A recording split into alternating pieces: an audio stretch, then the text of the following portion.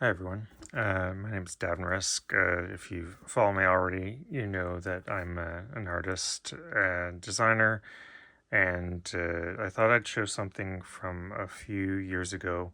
I've shown a bunch of this project before, but I don't think I've ever documented it, even for myself, in a good way in its complete form, or what is currently its complete form anyway. And anyway, I thought I'd do it's. Let me pull it up. So this is what the project is. Yes, it is a from the outside at least. This is as it says here. It's the Farmers Fire Insurance Company, York, Pennsylvania. I got this book.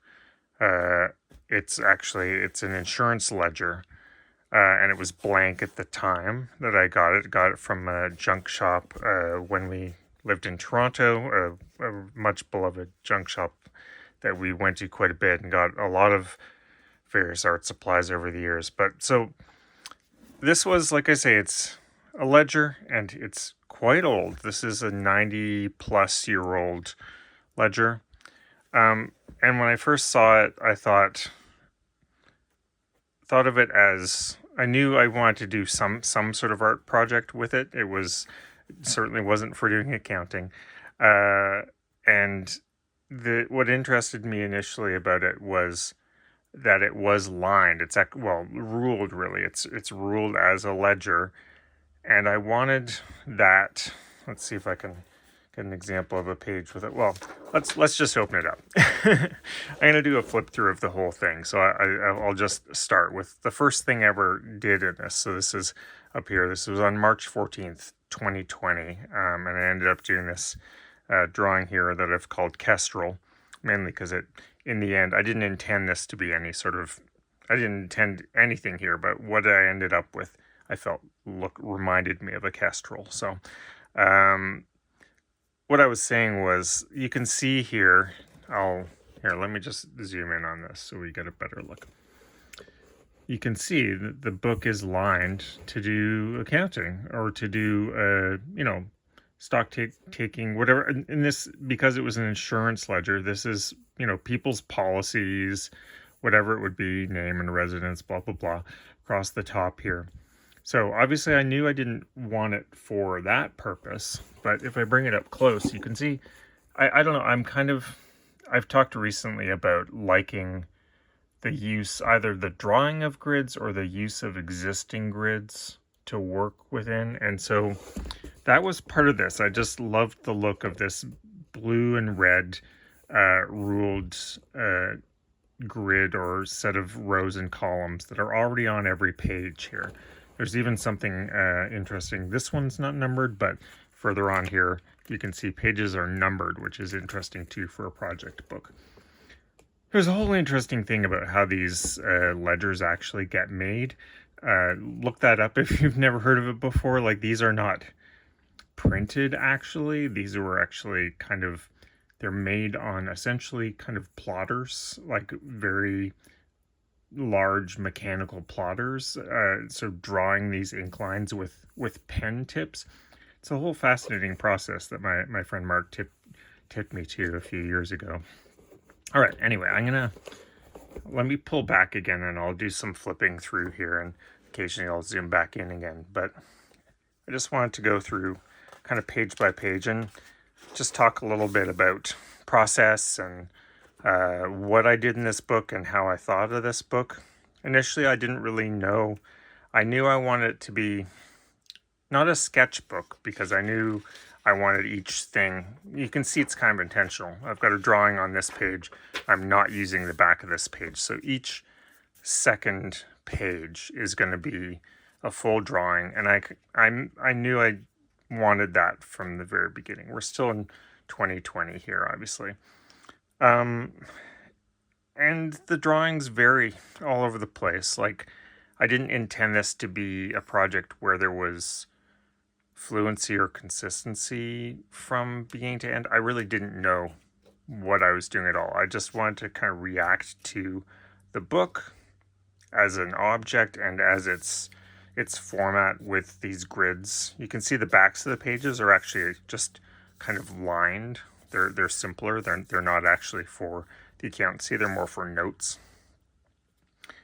You can see in this drawing that I've got some elements here, these kind of verticals, dashed verticals, that actually are kind of responding to the columns and the rows of the page. So there's aspects here where like I stick to the grid, and then obviously here you can see painting, drawing with pencil, drawing with pens.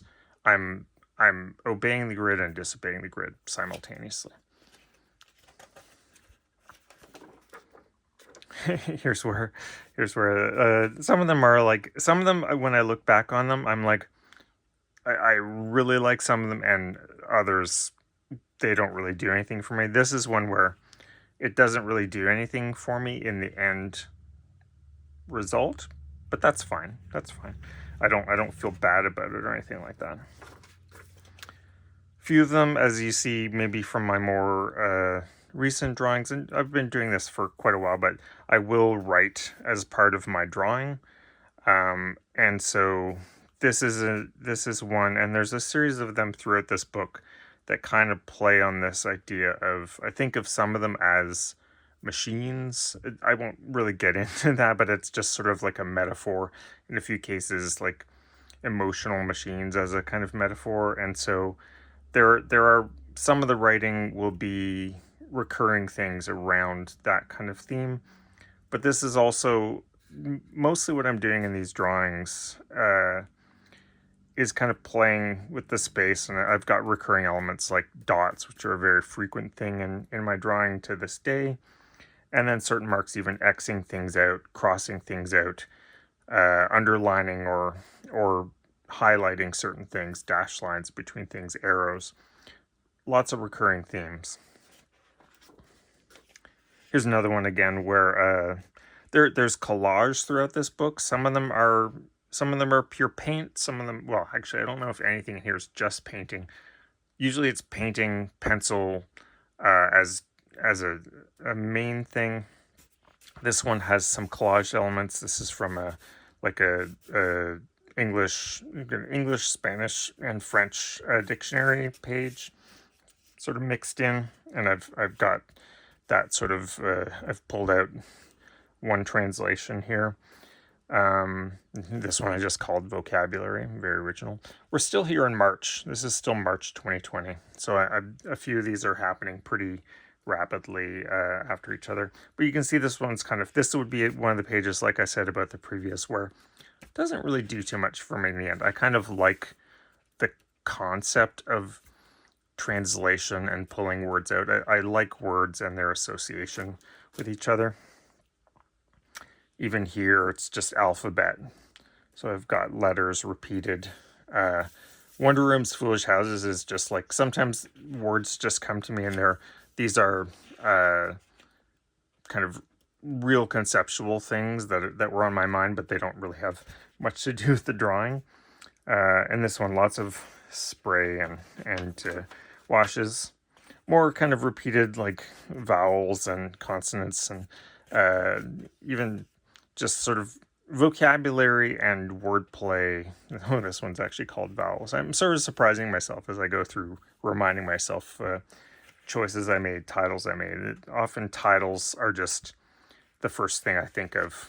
You can see in some places here, I've taped various places. Usually it's where, because this is very old paper, this is 90-plus-year-old paper, not meant for drawing on. This is like, it's lighter than I would imagine, but it has definitely yellowed, and it's crispy. Like if I were to fold this page, it wouldn't fold; it would just crack.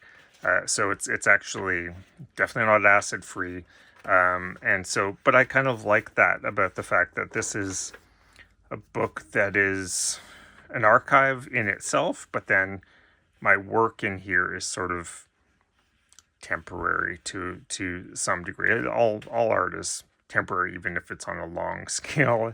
You can make it as archival as you want, but it's gonna degrade at some point, right? So I really quite like this one.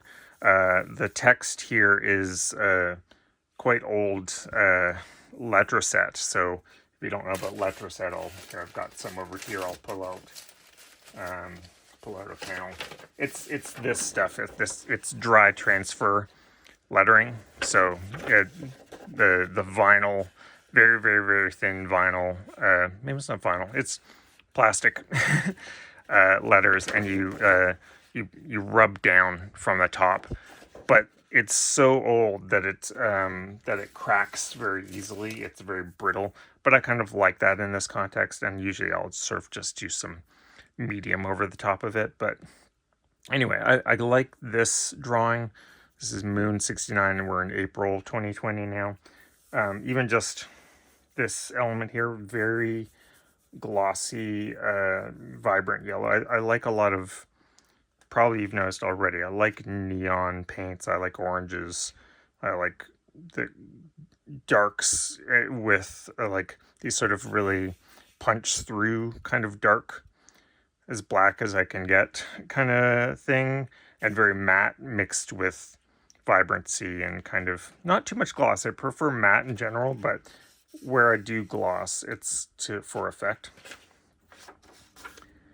All right, yeah, this one, Raza, like I erase this one again. We've got some shine here mixed. Maybe you can't see the shine on that white, but it's like a very shiny, like titanium, and more of this Letraset here.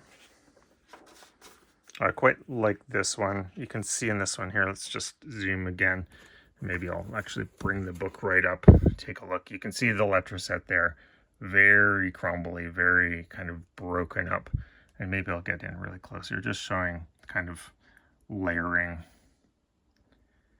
I like a lot of texture when I draw, like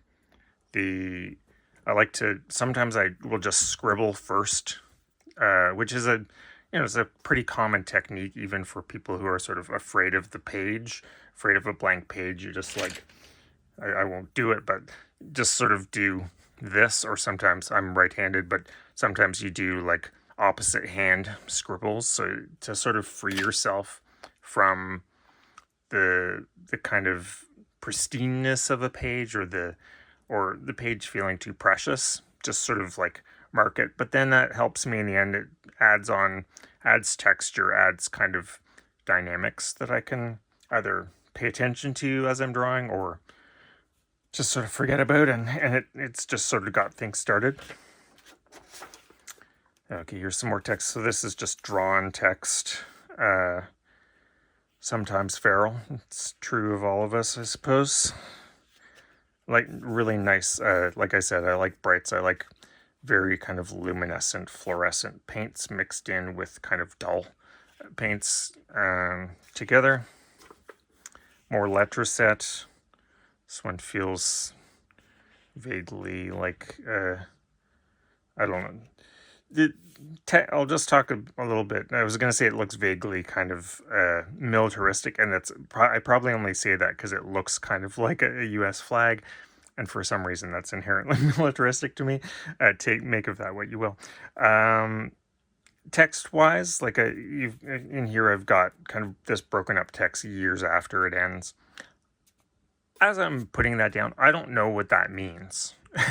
It's a strange thing. I don't have a story for this. I'm not trying to like say something specific necessarily. When I put text down most times, I probably would have put down either this whole phrase came in my head, or even just the first word, and then based on the first word I sort of continued that thought and continued putting down text. It's true of even my current drawings.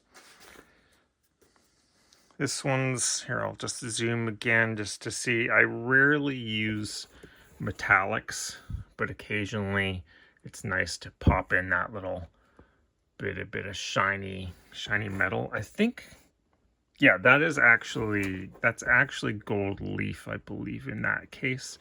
We have kind of my partner Gayla and I, we have kind of a treasure trove of gold leaf that we got from someone, and so occasionally it makes it into things. Neither of us are big metallic users, but in certain contexts, it has that property. Like in this case, I've got like the black dots are sort of punched through, and then the gold kind of jumps ahead. It's just sort of interesting. Gold Desert, as this one is called. This one's called Lasers in the Jungle, which is, it's from the Paul Simon song. But I think probably that's just because my color, my palette here, and the way I sort of, it looks a little bit tropical jungle. It also looks a little bit like camo, like tiger style kind of camo. Is it called tiger style? I don't know. Whatever that one's called. Tiger style is, now I'm thinking of Wu-Tang. But no, I'll keep going. Very different kind of palette here, and now we have again some collaged elements. These are all scraps from very old checks. So there's, if you read the date backwards here, it's 11/12/25. So 1925 is when this check was from. We've got a stack of these really old checks that again were from the junk shop that this whole book came from. More kind of letter set here in the middle. Quite like a few of them. Like this one, I really does something for me. I quite like this one in the end. If I were to go through the whole book, I don't know how many in the end are sort of the ones I feel really good. I like this one too. And again, more letter set. This one feels like it has a lot of in and out kind of motion to it, a lot of kind of depth. Let's pull it up a little bit. Even though it's, it's all quite flat drawing on paper, but there's a, I don't know, sensation to it. It feels good to me. So we're only on number 15. There's quite a few here, so be prepared for this to be a long video if I keep talking this much. Animals Alone. I don't know what I mean, but see, I like this one too. This one, this one definitely had a lot of layering in it. There's an underdrawing to this, which was tape resist that I put down. This very thin tape that I then washed over, peeled off, and then painted over and over and over and drawn. I will sometimes have, not clinically, but sometimes I'll have a bit of a graphomania where it's like I just can't stop making marks on the page, and it's occasionally that's to the detriment, and sometimes I think it just works. Like there's enough density or layering that it just feels right in the end. It's more hand-drawn. Well, this is hand-drawn type, but it was using a lettering stencil that I then filled in and sort of rubbed and filled in more. And kind of an interesting one here. I like the number of layers that this one feels like it has. More hand-drawn text. This one feels kind of explosive. It's called Sense Memory. We're here in April 2020. More hand-drawn text. This one doesn't work for me. There's elements of it that I like, but I don't like the overall thing. Whereas this one I quite like.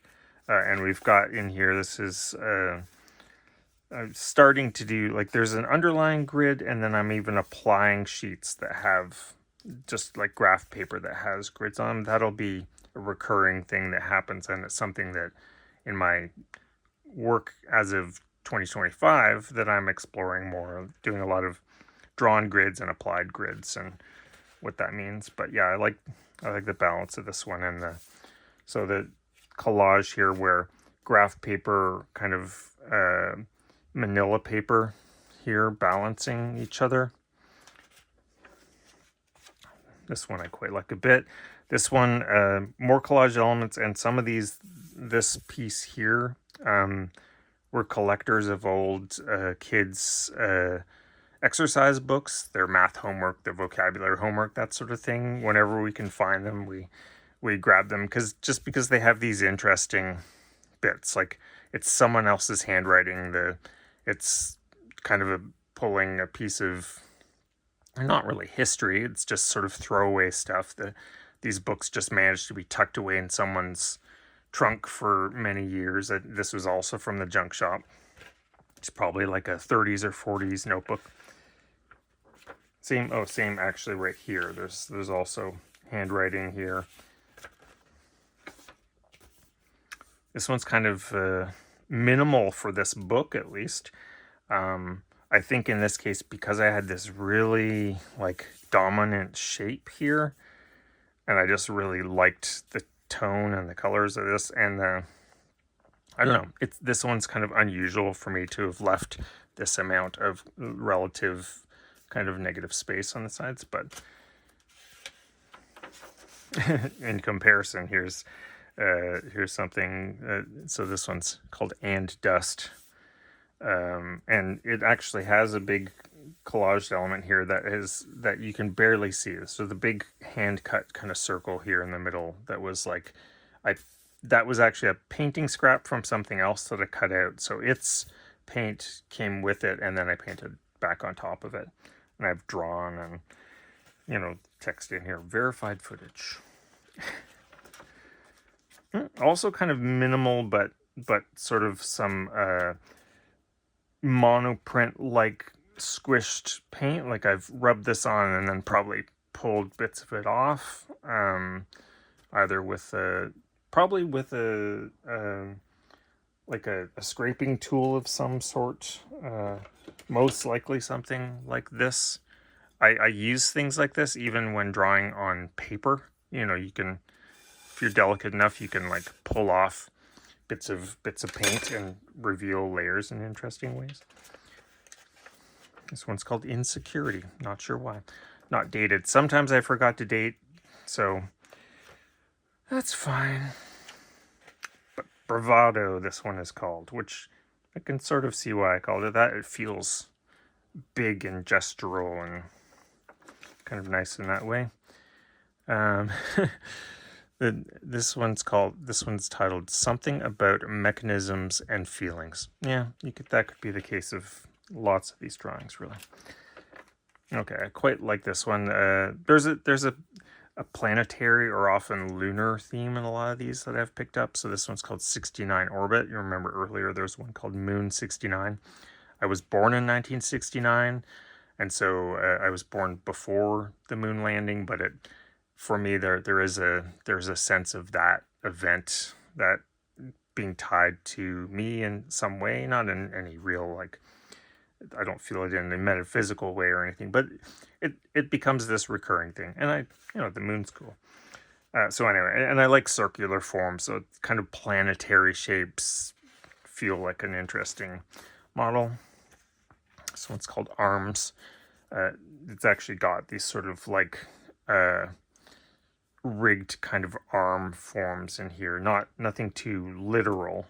There's almost no figurative or literal kind of drawing in this book. It's occasional little pinches. I think there's something, I'll point it out if it ever happens. But this is mostly abstract, and intuitive would be the word. I'm just, like I say, I'm just making these up as I go.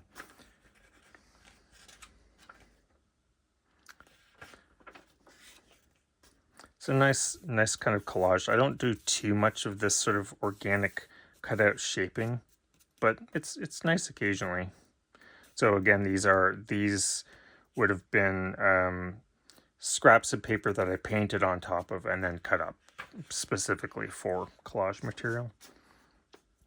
Quite like this one. It's hard to tell, but that's a collage. Again, that's a pre-painted scrap that's put in. Some more Letraset here. This one feels landscapey. You know, it's kind of got like sky, ground. It's got that sort of layering, which is also a common theme in a lot of my other work, that sort of horizon line.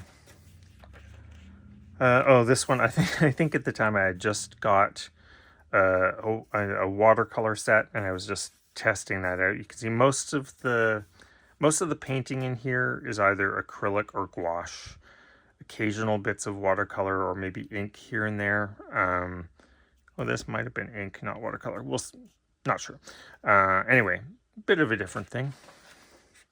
still the same stuff, playing with that, playing with water on water, and it's nice sometimes when you splash watercolor and then let it dry and then kind of scrape it off or dab it off, and you get the sort of holes that pop through.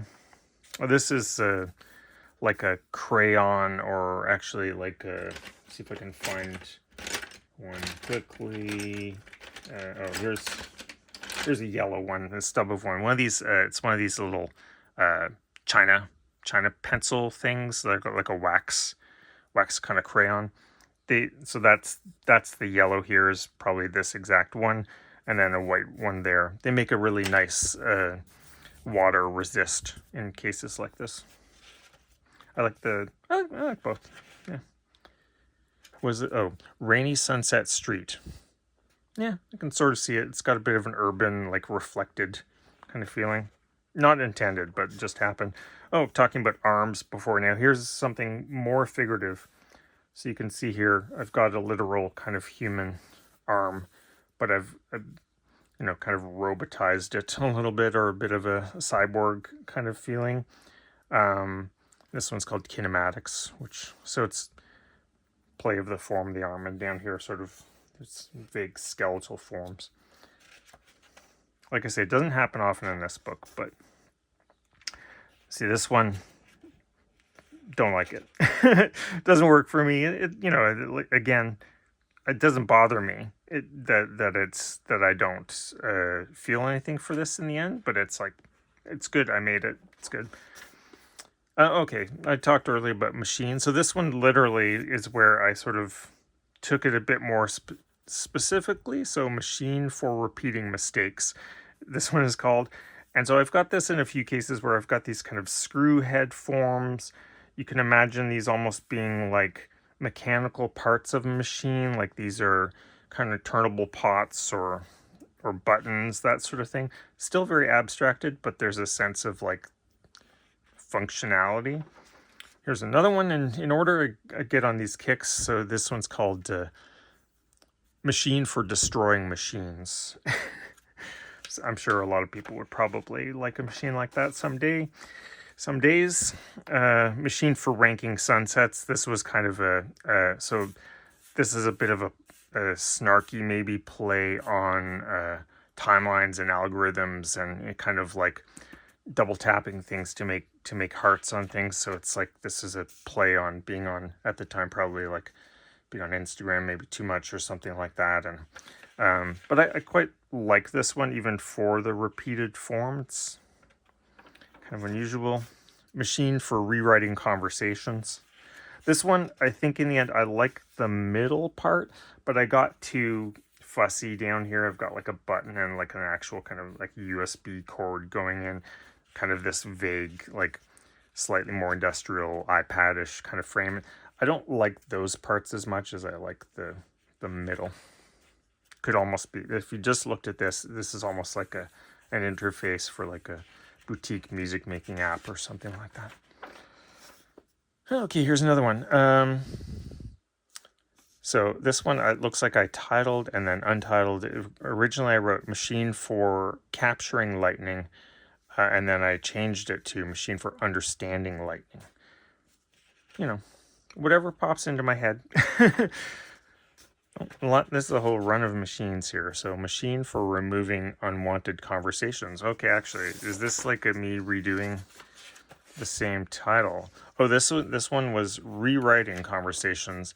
This one is Removing. So that I think it's like a psychological thing of wanting to go back and change conversations, change the things you've said that you can't actually do, but so getting it out in drawing form.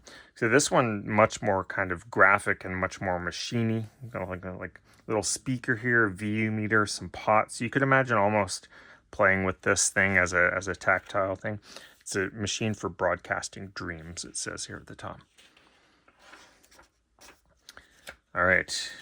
This one, again, titled and then crossed out. Originally Machine for Recording Aging, and then I changed it to Machine for Forgetting by Age. So the idea, I think, this one maybe slightly more thought out and thematic as I was drawing it, not before I drew it, but partway through. I've got these kind of pots here are kind of numbered 10, 20, 30, 40, 50, 60. Apparently this only goes up to age 60, but I'm 56 right now, so I would have been in this range when drawing this. This is November 2021. Anyway, here's talking about landscape before. This one's called Substitute Beach. Probably at the time I wanted to be at a beach, but instead I drew one. Abstracted and still kind of in the vein of the other stuff in here. Very kind of splatty and layered, and a lot of it's pencil drawing, and then a bit of this sort of, I think this is just watercolor. Machine for burning time. So imagining these like series of wheels of fire or something like that. I'm not, again, this one, there's aspects where there's kind of literalisms. You can see there's kind of, these are kind of like flames coming off. There's clouds kind of, or smoky clouds coming off the sides. But then we still have these little pots that you can imagine turning. Fairly loose, minimal one, but then in the end, I kind of did these circles, and then in the end, this felt kind of facial, and so I called it skull. Maybe I'm in here. So this one's called Finding Alignment. Sometimes these are about, again, going back to the fact that there's ruled rows and columns here. It's finding the places that on the page that those things can be used to kind of ground the drawing, and then around it being quite chaotic. There's a lot of, here, I'll zoom in again here. So lots and lots of under and over scribbling and drawing. Like, I don't know, the scribble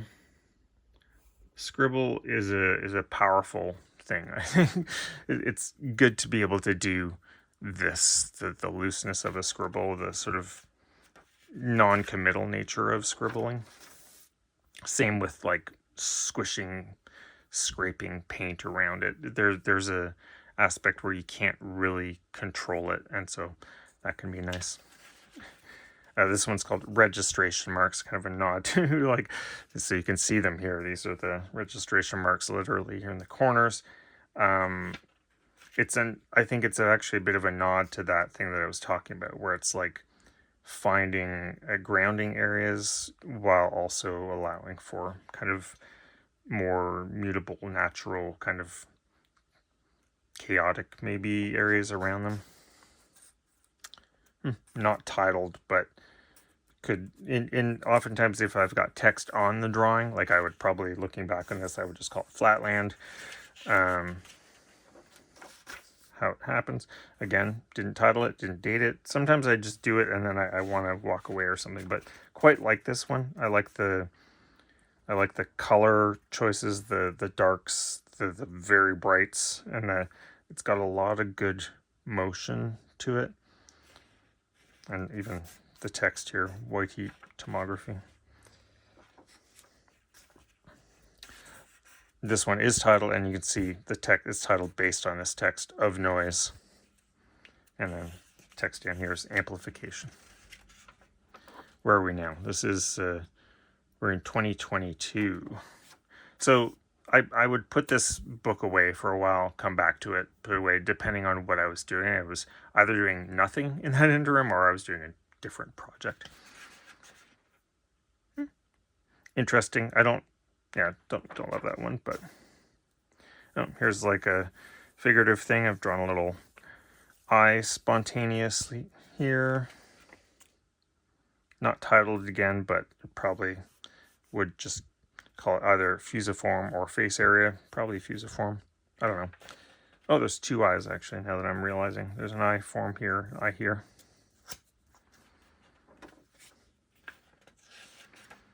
Untitled, but more kind of planetary kind of forms.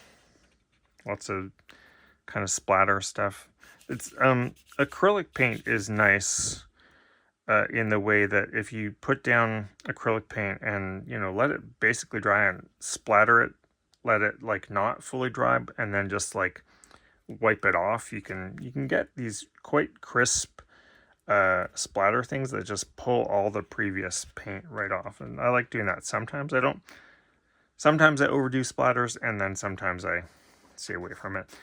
Never overdo scribbles though. Lots of scribbles. So part of scribbling, like this one's actually called asemic cloud. So asemic writing is kind of writing without purpose or form. It's you're not actually writing words.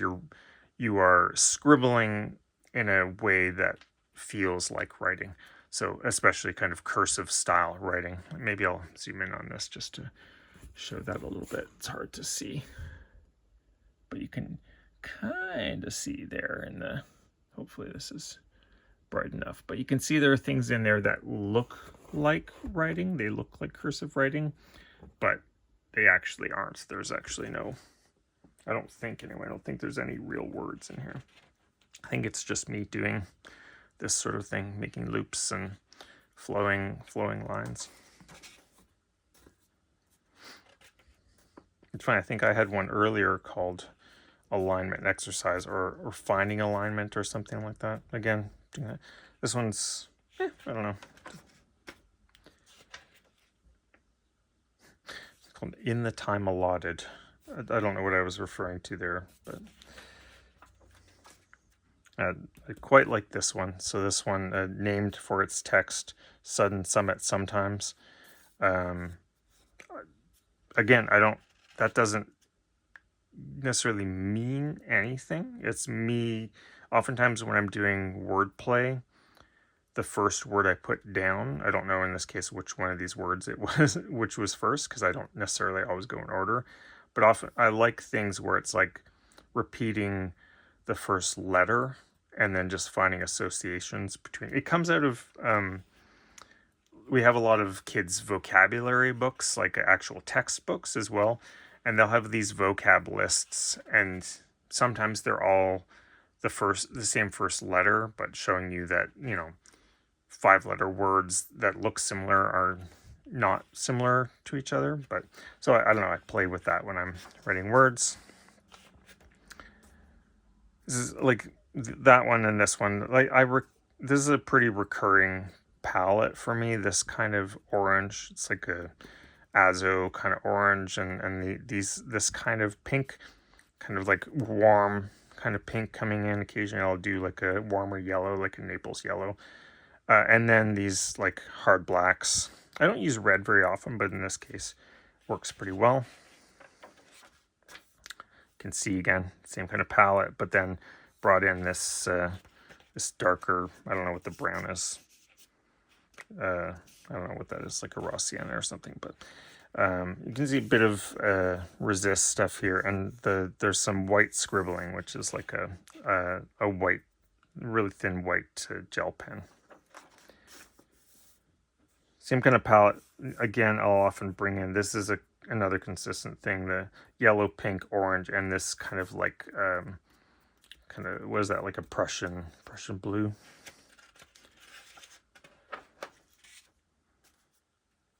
This one's called Antlers Forest. More purposeful a little bit for me, like, because I think I put in these shapes.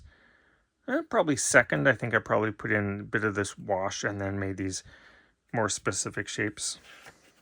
And you can see these kind of branching antler-like forms and the literal words, branch. This one, even referring here itself, it's not titled or dated, but landscape limnology is probably what I called it. And it has a horizon line. It's got a body of water and a sky. So they're there while also being abstracted. Limnology is like, refers to the kind of the study of coastlines. So that's kind of a literal thing.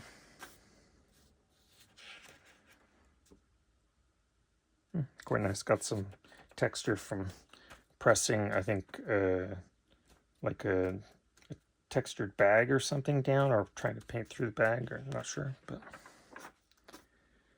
Another kind of planetary or lunar kind of thing. This one's asynchronous orbit.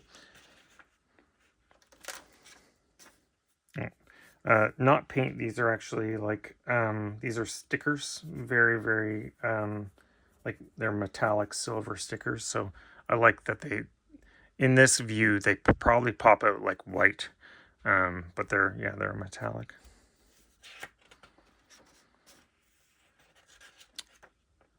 This is a big collage bay. This is from a player piano roll. I've got a bunch of them. I've used them sparingly, not because I am worried about running out, because I've got so much of it actually, but because the format is so specific that repeating it too much felt wrong to me. So it's like I pull them out every once in a while, and they've got this kind of computer punch card kind of feel to them. That, in a sense, that's what they are. The player piano rolls are like a punch card for making music. Oh, speaking of, hard to see, but I've actually got a computer punch card here. It's non-punched. It's just got the numbers on it, and then a bit of a scrap of a target practice thing here. More player piano. So applying, they're interesting because the perforations allow for this sort of like, here I'll zoom in, allow for this kind of popping. The color can pop through, which is this kind of quite neutral, kind of manila looking roll, and the color can come through in interesting ways, either dark or it feels like so it either feels more like a perforation if I've done a dark underlay, but this is a machine, by the way. It's a machine for seasonal volatility. This is 2022. It's after we moved to the place I'm in right now, and it's very windy and volatile here, so distress signals, storm, safety. Isn't March 2022, but reacting to the environment, literally.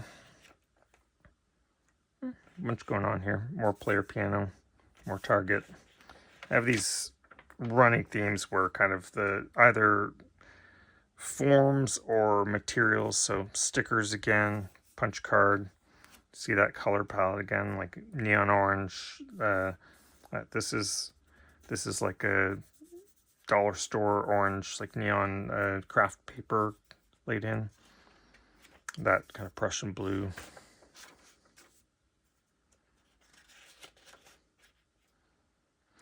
Salvage listing of vestige salvage passing through. We live, the town we live in is on a major industrial canal, and so very large cargo ships go through our town quite regularly. So, and there's a salvage business and everything here, so that's where that's coming from. I like that. I like the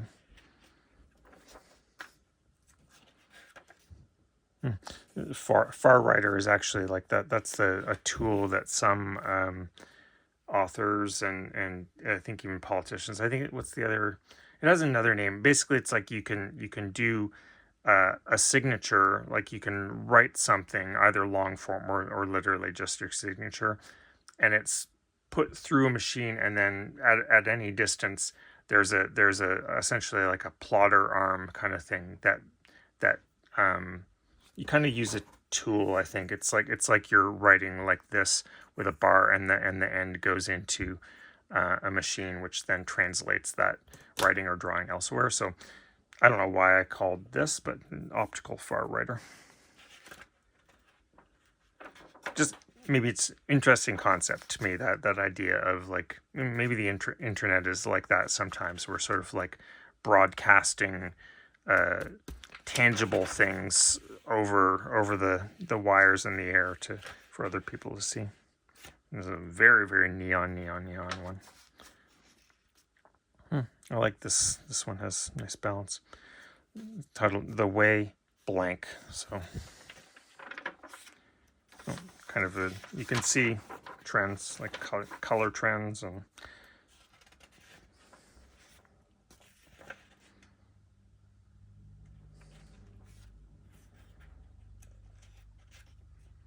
one-way mirror, this one is called. I think you can see down here in this corner, this wasn't intentional. There's this kind of face form.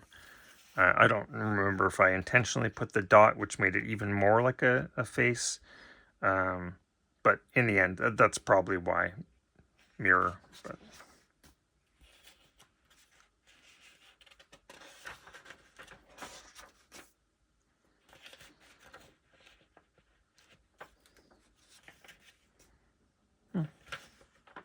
some of them, like, I think sometimes if they're so, what to a lot of people, this is probably like a bunch of scribbles and that sort of thing. But to me, there's so little here that I in the end, I'm like, oh, why did I stop? But who knows? And this one sort of just doesn't feel like anything to me. I don't know. Like I say, sometimes they're, whereas this one feels quite resolved and has a few things that at the end, in the end, I started like picking up in other drawings. Collages, drawn grids, applied grids. And here's like an example of the, when talking about vocabulary and like repeated lettered words like lake, land, lark. So there's no association between these necessarily, but you can make one. You can kind of make a story out of those three words if you want it to be that, or they're just words.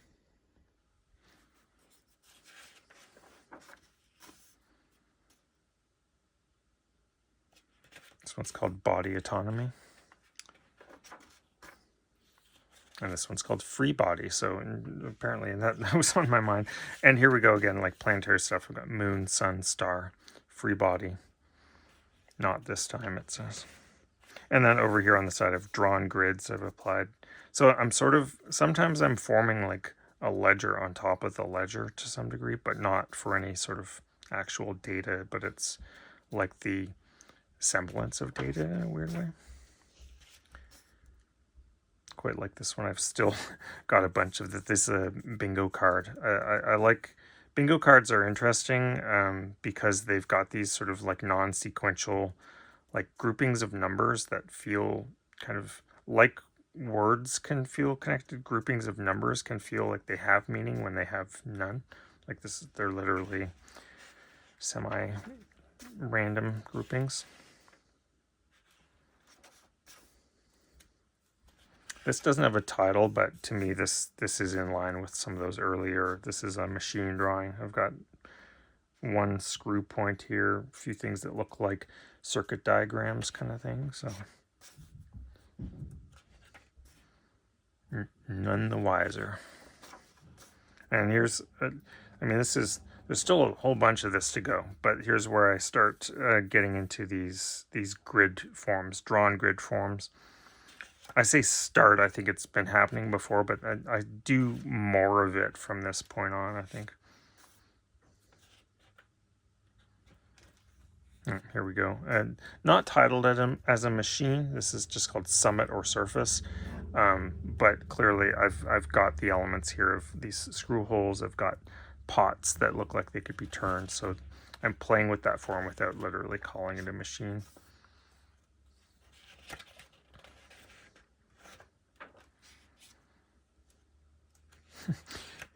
I think this one, sometimes sometimes the words are almost like I'm writing to myself in real time. Like in this case, I think I was not feeling what I was doing and also feeling that feeling of like, when do I stop doing this? If I don't like it, when do I stop, right? So grids, more piano. This is a mixture. So on this actually isn't, neither of these are the actual piano roll. One is using the piano roll as a stencil, like drawing pencil through the holes, and this one on this side was using the piano roll as a template for spray painting on paper in two colors, and then I can use that as a collage. So it doesn't have the perforations, but it has those forms. They're kind of blurry.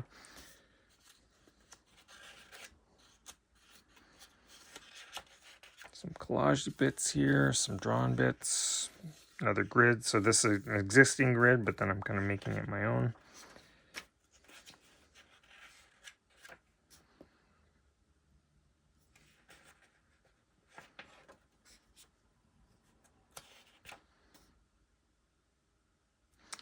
sequence system of control. This one literally has a piece of landscape that, so these are my photographs from some old thing cut up. So a bit of sky from somewhere, bit of, what is the photo of metal or something like that. And then a bunch of, I tried doing a few of these. The photos in the end for this book and this paper are kind of too thick. It makes for a pretty chunky page and kind of dangerous with this really old paper, but just trying things. Again, these are all my photos that I kind of had stacks and stacks of old prints that I just cut up. More use of player piano roll. This one just titled X because it's just like, whoa, like I was really trying to, there's this one of my photos here. I had a series of these that this one's actually flipped upside down, but series of nice kind of soft reeds at a place we liked to visit, this one kind of shoreline bog area. And then these are almost like at reed forms, but very chaotic. Bit of water. Again, more. This one feels again kind of asemic, like, but bigger kind of letter forms and kind of cloud forms mixed in. And then now it's still lots of layers and lots of mess and scribble, but then if I do text this big, it feels like a poster for something, which I like on the one hand, and then maybe it's too, I don't know, do something. It's all, a lot of this stuff is just process of discovering, like, as I make things, what I make of them, and whether I like or dislike or am indifferent to them, or if they just prompt me to do something else. While I use a lot of black, like these two, I don't tend to use bigger areas of black, at least in this kind of context. I will sometimes if I have a kind of more contained kind of frame, but yeah, it feels almost too dominant. I don't know why this one's called Almost Digital. I mean, the text is there, but I don't know what I was thinking about or reacting to. We're still in 2022, by the way, just near the end. This is December 2022. I'm using lots of black again. This one's very, yeah, I think I said the next time, maybe because this felt like I'll be more into drawing the next time. And then, yeah, this feels better. Again, some more collaged photo elements from my old prints. Quite a chunky page. Don't use a lot of gray like this. In this case, I kind of like it because I've got these like elements of orange coming through. But now we're back to kind of a Davin palette. Again. I've used this a few times, this sort of like basic computer language format where I actually even number, if anyone's old enough to remember writing in BASIC, every line of programming was kind of numbered usually by tens like this. So that comes, and this kind of lodge gate, repeat until received is the title / message here.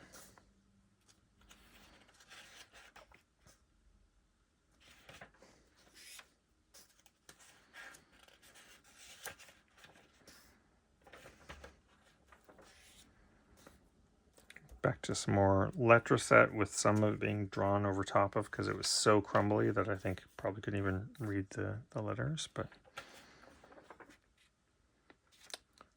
this one, I titled this one Flag Unfurled. I didn't mean for it to be a flag, but I did this scraping. I had either a purpose-made tool or just a thing that had kind of edges on it like this, and I scraped through the paint, and it felt like it made this, like, you know, stripes, flag-like stripes.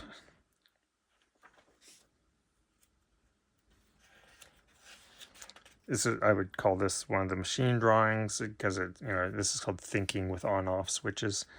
Um, just that kind of recurring theme. Like I say, kind of like they're like emotional machines. It's not how emotions work, of course, but machines that answer. So this one's almost like not a machine itself, but it's maybe about machines. This part, I remember now. The text for this, machines that answer, and even this next one, the part that never burns, their text that was from these Childcraft kids encyclopedias from they start 50s, 60s, 70s, 80s. I think we've got a set of the 70s ones. Great design, great stuff, old stuff for kids, but they have a lot of the titles for their sections just, I don't know, they feel almost like poetry to me, so I pulled out some of those words totally out of context to work in drawings. This is one too, when rivers fall down. I think that was probably about like literal falls, but quite like this one. I like this central form here. That's more text from one of those. I'm saying the text isn't pulled from those, like I didn't scan it or copy or anything. This is Letraset that I've put down, but it's the words are from. Some more lunar stuff. Well, this is, I guess, about solar eclipse, actually. This was at the time. Oh, I forget. I may have done this before the solar eclipse, but then we had that big solar eclipse not that long ago. So Path of Totality refers to that.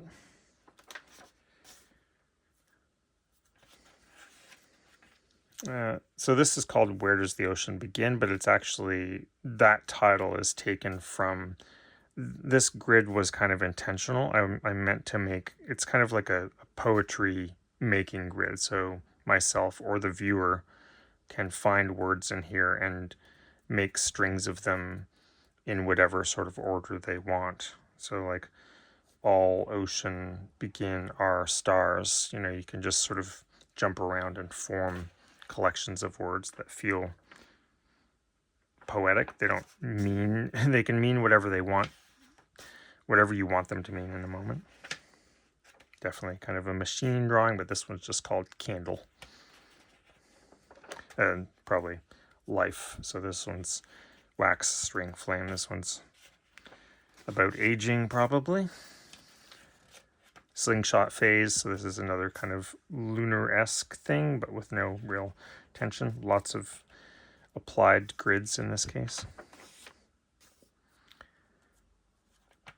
This one's called Childhood Mirror, and down here I have black television, black-white television, scanning beam picture elements. Like as a kid, we often, I grew up with my mom, and we often didn't have a TV, and when we did have a TV, it was usually like a small black and white, so a lot of my childhood was watching black and white TV. Quite like this one. I like this collection of, these are template drawn numbers.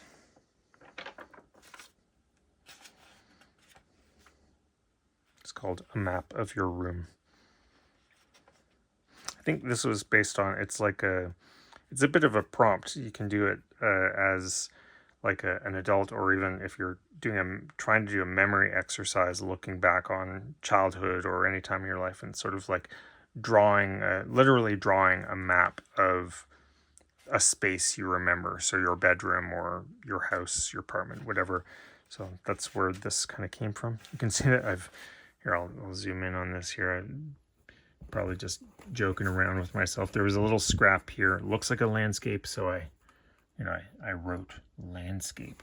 But then it's landscape record, I guess is what I was going for there. But still, sometimes I sneak in these bits that are almost like, they're not jokes, but they're kind of like a overly literal thing.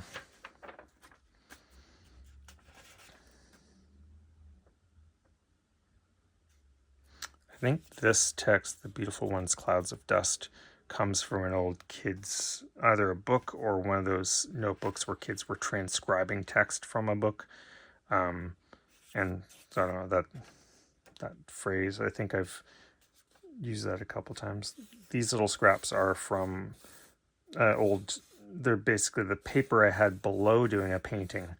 So the framing of doing a painting, and then these kind of nice angles were left over. Again, I'd call this probably a machine one.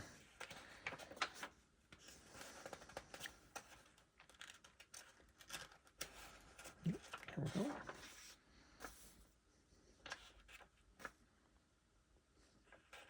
Repeated, kind of like I was saying earlier, repeated same first letter, file, fake, fall, face.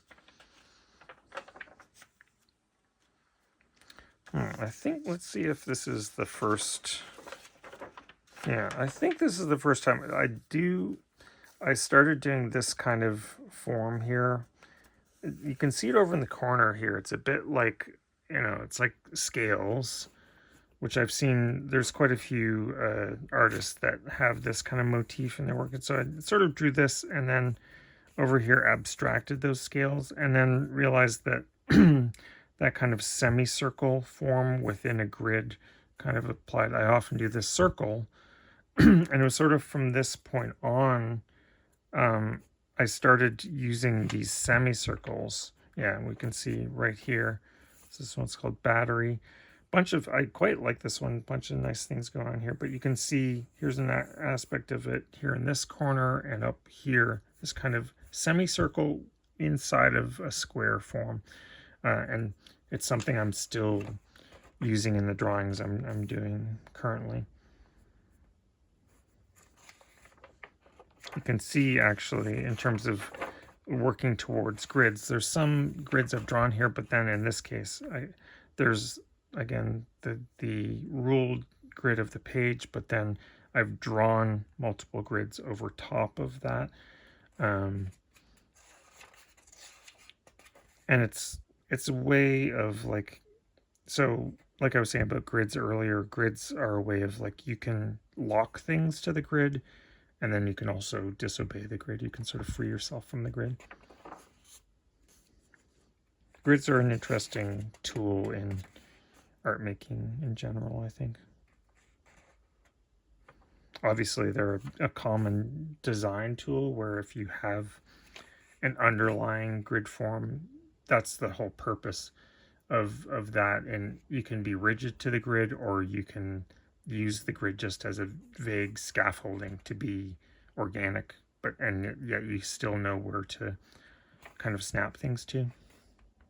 Like this one a lot, even though color wise it's a bit different for me, but again, little landscapey bit right here, kind of a big solar form. More grids, and you can see that some of the grids form almost like infographics. There's nothing intended here, but it's sort of, I like things that take this kind of repetition. You can see I'm sort of removing semicircles as I go down.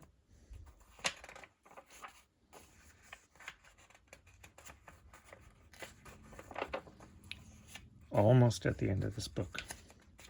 Oh, here's a machine for smiling.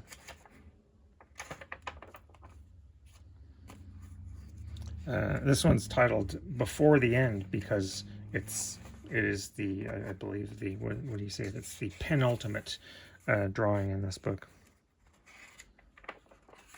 And then this drawing is I originally titled it Echo Will Fill because that's what I have here, but then because it's the last drawing, I crossed this out, and because this has some of these machine drawing forms, I entitled it Machine for Ending.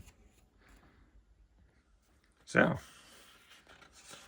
that is that. So in all, there are the final number here is 148, but I started, if I flip way back here to first one, Kestrel, was not numbered, so it was 0. So there's 149 drawings here in this book.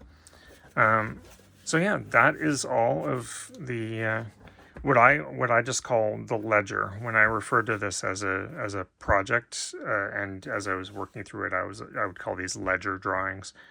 Um, so that's where it is now. That's its current form. Is literally still. It's all still in this book. It's nice. It feels good. It's kind of nice to have them all in here.